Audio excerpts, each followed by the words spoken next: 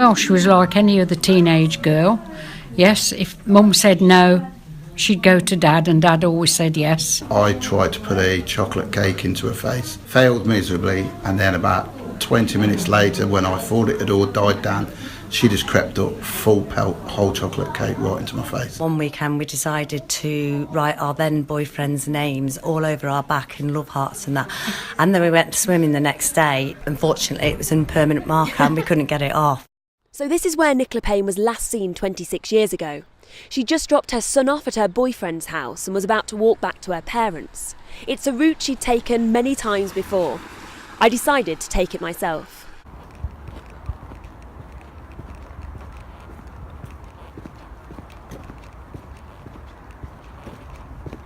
Now at the end of Winston Avenue there's the land which is known locally as the Black Pad.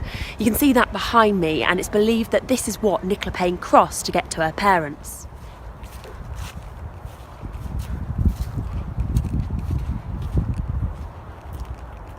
This is where Nicola Payne was heading for.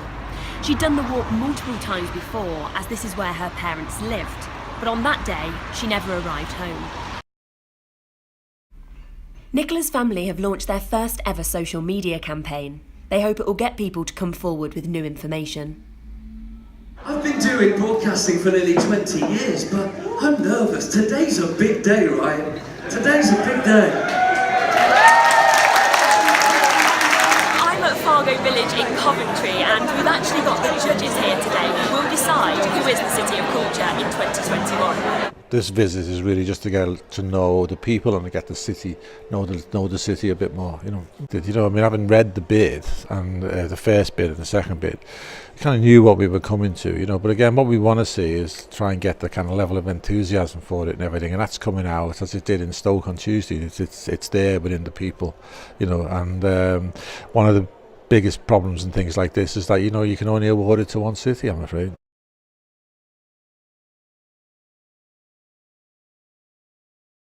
It's believed this will make it safer for officers, as they'll no longer have to reload after every shot.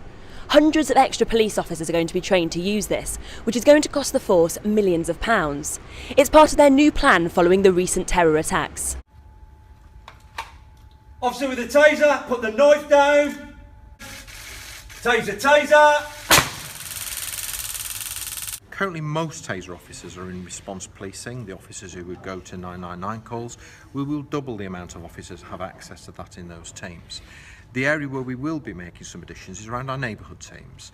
So we currently have teams working in our nighttime economy, our town and city centres, or occasionally violent crime hotspots. We think it's now proportionate and appropriate those officers have access to this device. Well, a number of reasons. First is the risk that they may face somebody with a blade or violent circumstances, but also it is connected to the counter-terrorism environment we're operating in. So there's hundreds of people here today, everyone's in great spirits. We've been seeing fake snow falling on our heads, and there's people drinking hot chocolates, there's people who are out enjoying a cake, so everybody's having a really great time. And all of the stallholders are dressed in their Victorian clothing, a lot of top hats on show, so that's setting the scene as well. It's nice, the weather's been kind to us, it's not rainy, it's not too windy, can't ask for better really. And it's a beautiful atmosphere, it's even been snowing. And how are you finding the outfits? They're just normal. This is what we wear all of the time. Yeah, this is my casual normal dress.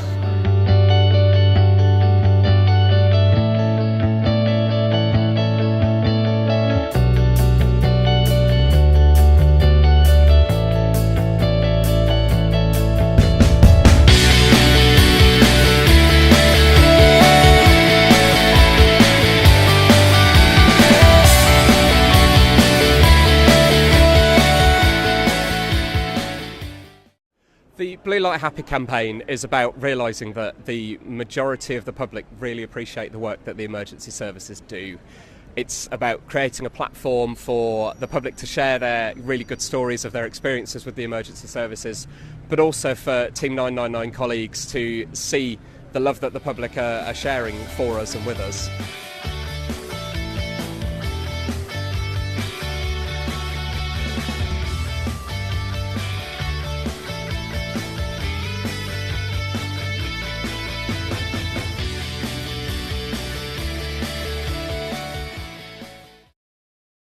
none of us come to work to be thanked. We come here to do our job, but to receive a thank you from someone, it's just the most special feeling. And to be able to encourage so many people to give thanks to the emergency services is a really nice feeling indeed.